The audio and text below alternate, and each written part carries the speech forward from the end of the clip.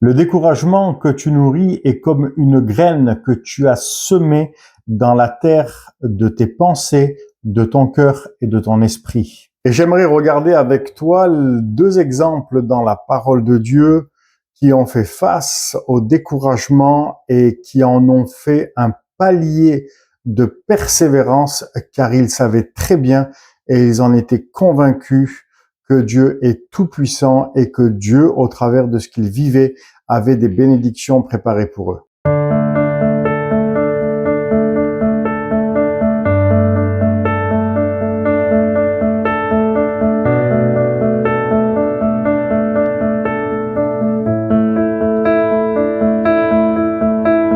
Bonsoir et bienvenue sur Bâtir avec l'Aude certifié Total Impact Fadler Célestin.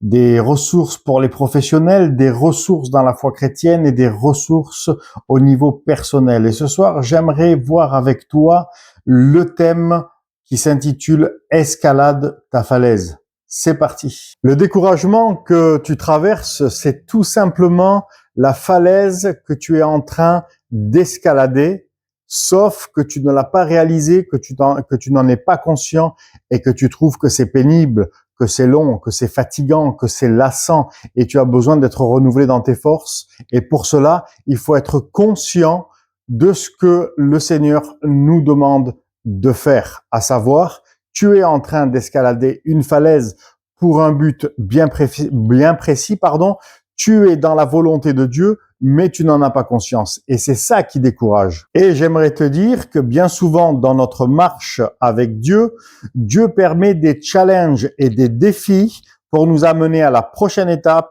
Et ces challenges et ces défis nous permettent d'étirer notre foi, nous permettent de grandir et nous permettent aussi de comprendre ce que Dieu fait avec nous et ce qu'il veut faire dans nos vies. Et c'est là toute l'importance. Oui, je sais, tu vas me dire, Claude, la falaise n'est pas simple à escalader et une falaise en général n'est pas du tout facile à escalader et c'est même difficile. Ce n'est pas forcément donné à tout le monde. Ça demande de la détermination, de la persévérance. Ça demande une analyse en ce qui concerne ta position quand tu montes et ça demande du discernement et encore d'autres choses avec des excellents outils pour arriver en haut et contempler le sommet et la vue panoramique que Dieu t'aura préparée. J'aimerais aussi te dire de ne pas te presser en fait à escalader cette falaise parce qu'elle demande des muscles, elle demande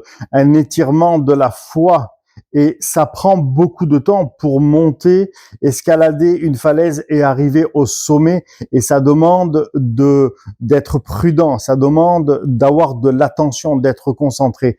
Ne te précipite pas, fixe l'objectif, compte sur la grâce de Dieu, un pas après l'autre, un jour après l'autre, avec la grâce de Dieu et avec les promesses de Dieu, et tu verras que tu arriveras en haut de ta falaise. J'aimerais prendre deux exemples avec toi dans la parole de Dieu qui montrent que deux personnages bibliques ont escaladé leur falaise.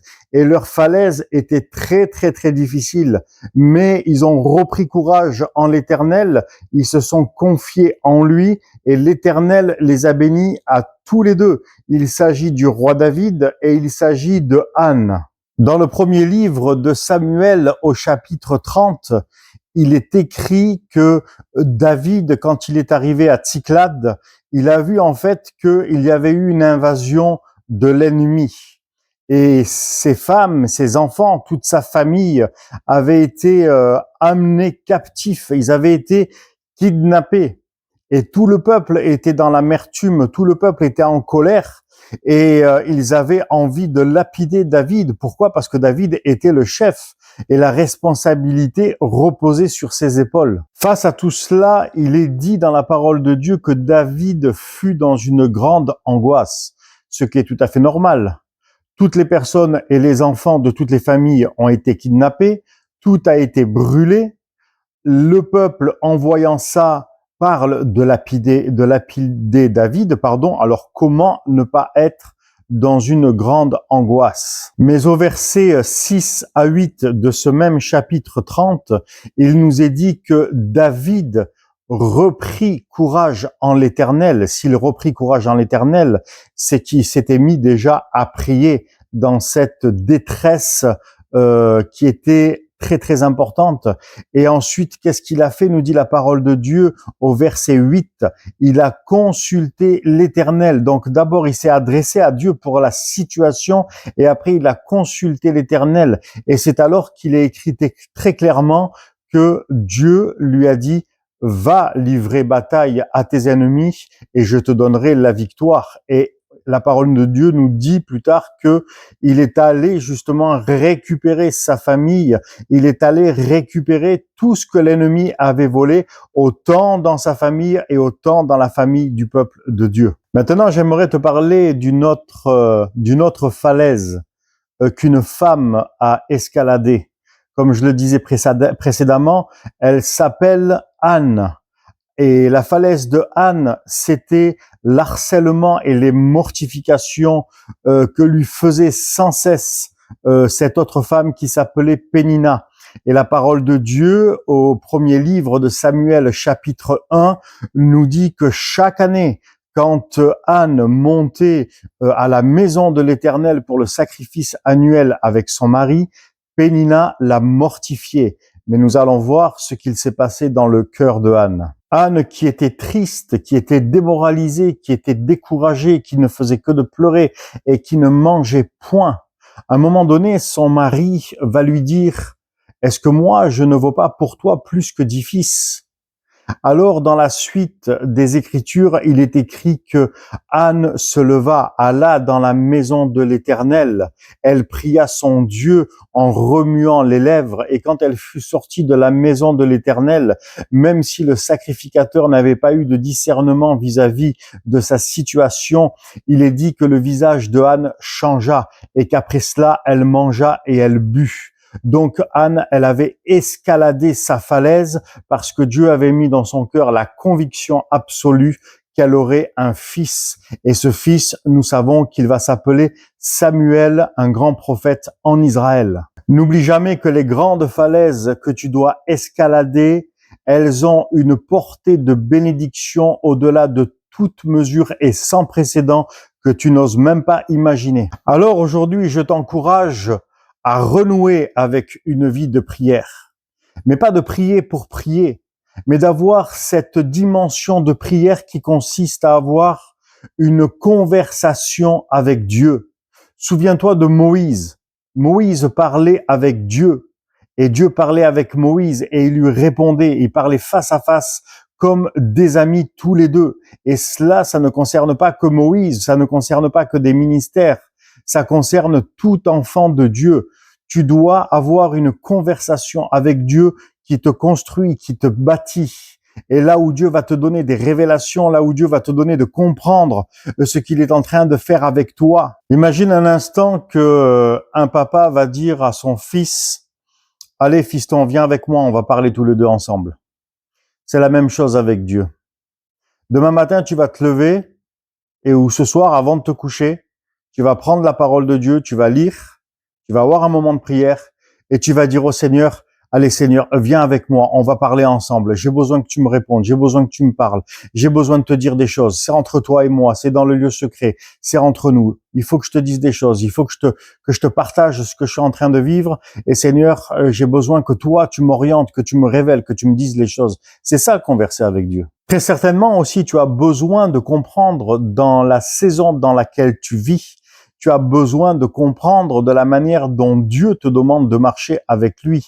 Tu as besoin de comprendre ce que le Seigneur a mis dans ton cœur et que cela demande aussi de la formation, que cela demande certaines choses que seul Dieu peut faire dans nos cœurs pour nous transformer et pour nous préparer à la prochaine étape.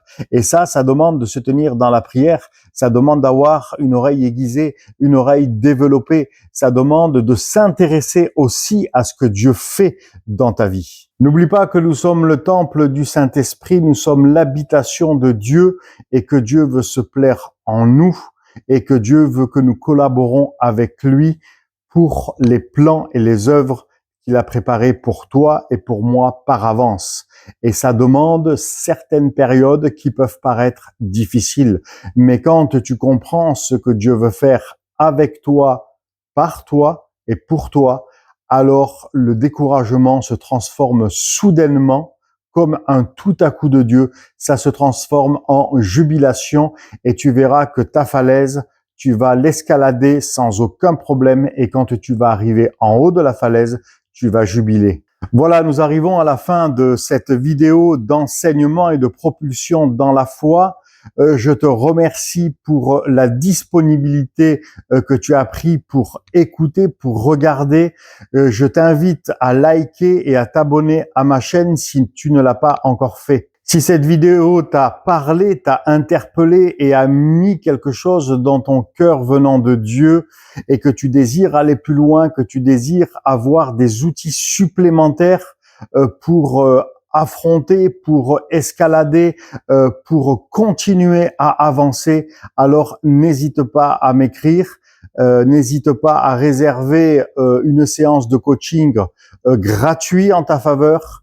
Mes informations sont dans la description. Alors, je te dis, demeure ultra béni. À très vite pour une prochaine vidéo de propulsion dans la foi. Bye bye.